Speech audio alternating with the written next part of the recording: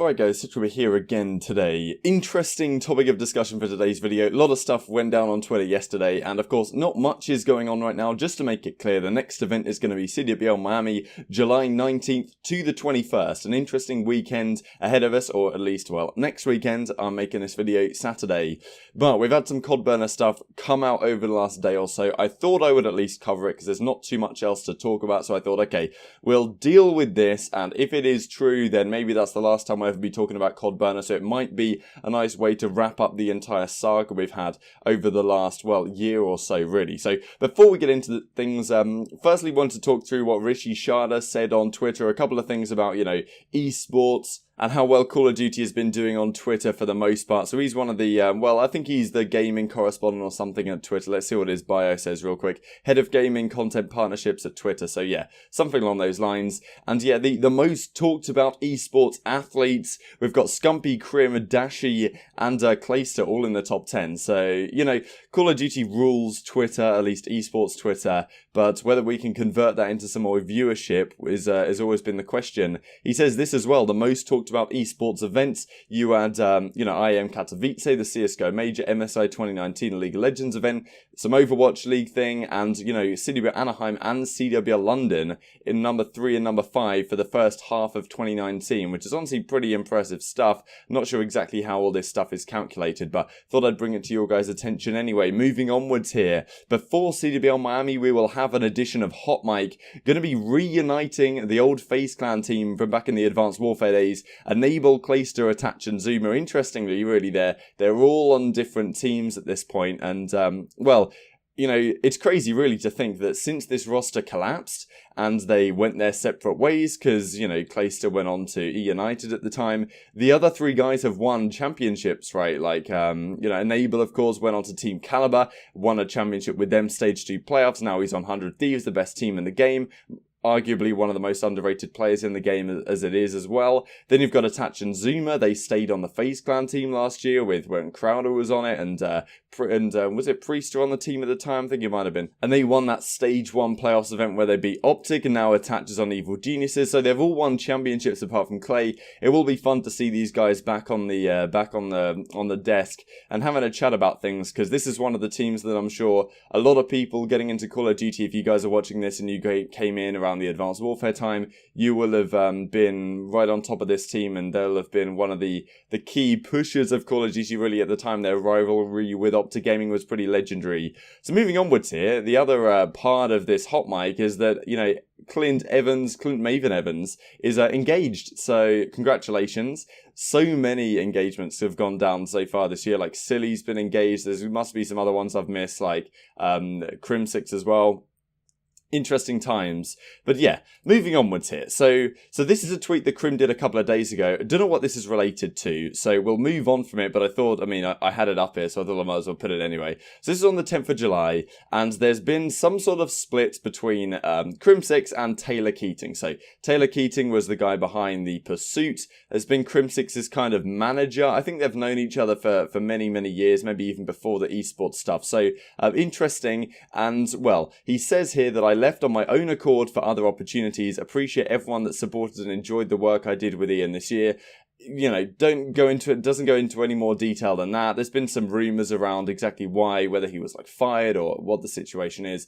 I don't know any more to say about that, so I'm just going to leave it as it is. But if you guys want to speculate in the comment section below, feel free to do so. So yeah, this happened a couple of days ago now, and then Taylor Keating follows up with, you know, saw a lot of misinformation on Reddit about my departure. I mentioned it to him after Anaheim. I didn't get fired, I moved on. The things I see on Twitter and Reddit from the community is one of the reasons I'm leaving for other opportunities in other industries. So I don't know any more than that. Best of luck to Taylor, I suppose. And well, there's also this partnership that they had with H4X or Hacks or whatever that's meant to be pronounced as, the Crimsix is working with, and apparently this is continuing moving forward with Crimsix. So that's to stay in mind for the time being as well. So the next thing that Taylor Keating said was the following. Also, to my understanding, the CoDBurner is Edgar Allan Poe. Do what you want with that information. Good luck, COD community. I'm always rooting for you. So the CoDBurner, let's just explain the situation.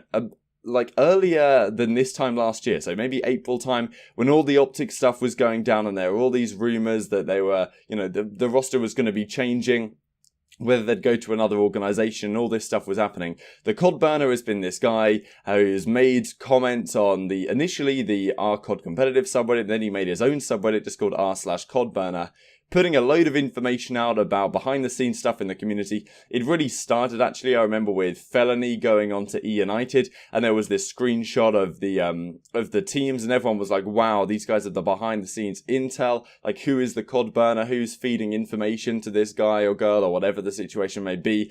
Obviously, a lot of things came up. There was a big conspiracy, whether it was multiple people behind the account, Nameless and Zuma had streams. You know, there has been a development, all that stuff came from searching for who the CoDBurner was. There was this really big witch hunt last year where other, you know, people were saying it was this player, and they gave a load of evidence, looked into their writing tendencies and all this stuff, and then someone like doxed their location, or not necessarily doxed it, but basically they looked into like the IP address of the CoDBurner. They found that they were somewhere in the Atlanta area, so then people were accusing like Temp of being the burner, and it's been a saga, and a lot of his information has been correct. Nobody really knows where it's coming from. And, well, I mean, it must be coming from pros and other people in the community, which makes me think, and has made me think the entire time, like, there's no way the pros don't know who this guy is. Like, surely if he's getting all this intel, they must know, and if he wasn't someone who's a pretty big deal, then it would make sense for them just to oust them, right? Now, I heard it could be Edgar Allan Poe a while ago. So this guy, just to make it clear, he is the quote-unquote rich guy, which is interesting because this was a term, rich guy, that was coined, I think, by the CoDBurner himself in the posts he was doing at the time. We'll get onto that in a second. It's, you know, it's 6D chess, and interesting to say the least. So yes, this guy apparently is worth a lot of money. We'll go into what he supposedly is saying about himself in a second. But when I heard this a while ago, I didn't think it was that likely, just because of the way CoDBurner speaks, and he doesn't have the best grammar and all this stuff, which seems to be different to how this guy acts on Twitter. But maybe this is true, and maybe this is the last thing we ever hear about this, because as I say, I've heard this is a possibility for a couple of months now. That's what people were saying behind the scenes, so, you know, and now it's finally out there for the community to talk about. And, well, you know, Clayster says the following: LMAO, now we have a fired ex-manager, talking about Taylor Keating, I guess, trying to spread rumours as facts, woo lads, and then this was ended up being deleted. So what can you say for that? Because effectively he's trying to defend Rich Guy or Edgar or whatever. So let's get into some details here. This is a post that Crone at CWL Intel put all together here on Twitter, which is incredibly well done, and goes through pretty much the story from how the leaks and the rumours were weaving. So firstly, this was the image that was leaked, you know, over a year ago now, with Felony joining United, and this new LG team with Formwall leaving OpTic Gaming to join Luminosity, of course. Now, this screenshot was sent, and there were a lot of rumours, because obviously you can see here that it's Arcetes' screenshot, but at the time, Nick Arts at Gamepedia showed that it was honestly very easy to Photoshop this. It could have been any player. A lot of people were thinking it was Brian Saint, but, you know, supposedly it was Fellow who took this image, maybe did some sort of Photoshop on it. I can't remember exactly what the story was, and then maybe sent it on to someone else. But, you know, that was one of the initial details. And this was a CoDBurner post at the time talking about how this Edgar guy may also be known as Dex or Dexter. So obviously it's very complicated, but we'll get into that in a second because Crone does a good job breaking it all down. So yes, moving onwards here. A few months ago, someone told me Edgar, who supposedly is the rich guy. So this guy, we'll go on to details about him in a second, but supposedly he sold his tech company for $650 million. He's worth a lot of money. I saw him in Anaheim. He seems to be around the places quite a lot. And yeah, apparently none of these are his real name. And he was supposedly interested. He was having meetings with the OpTic guys, trying to pick them up onto whatever organization he was trying to make.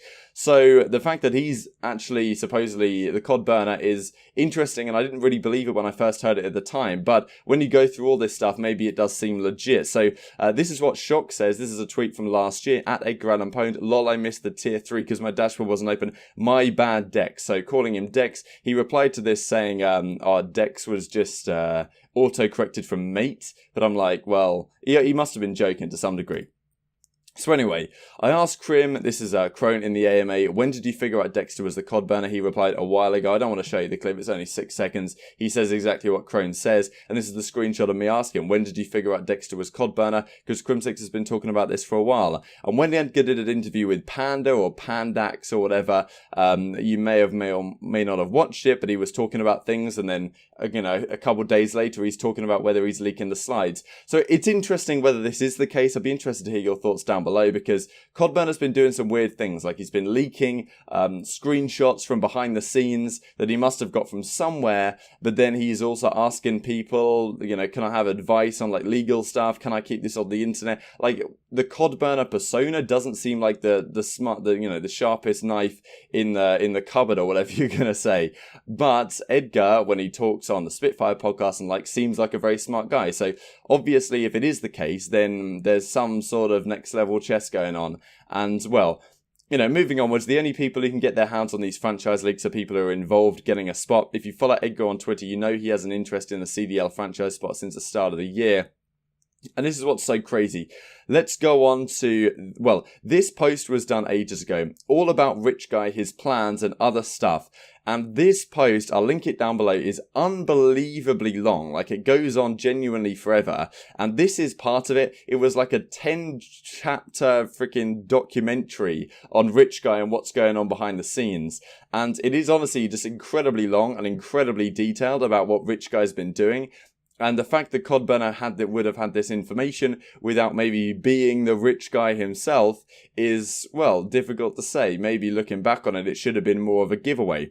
So from what I know and I've heard, I'm 99% certain Rich Guy is this guy on Twitter, and he uses it as his own burner for online stuff only. So he effectively exposes himself as the Rich Guy, if this is indeed the case. So looking back on things now, it's all rather interesting. He has an interesting group of followers, potentially talking about himself.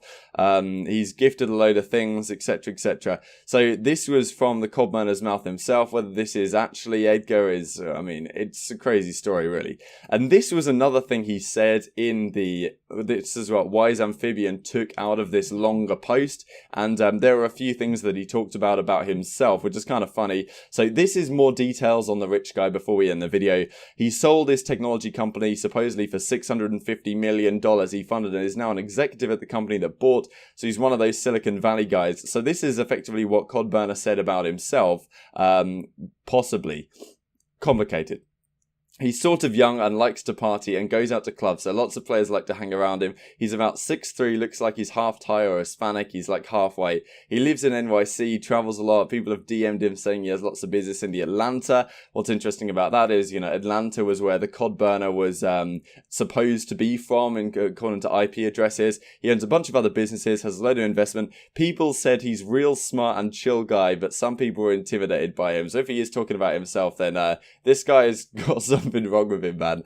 But like, that probably will be the end of the CoDBurner saga and whatever. I have to talk about it anymore. It's a very strange situation. It's been strange for a couple of months now, but, well, maybe the CoDBurner will leak more things. Maybe this will be the end. Maybe there'll be no more rumors to be talking about online and on YouTube, thanks to what CoDBurner's had to say. But, you know, the future will only tell. So thank you guys so much for watching. Leave your thoughts down in the comment section below. Subscribe if you are new, as always. Like if you enjoyed. And, yeah, thanks for watching. I'll see you next time.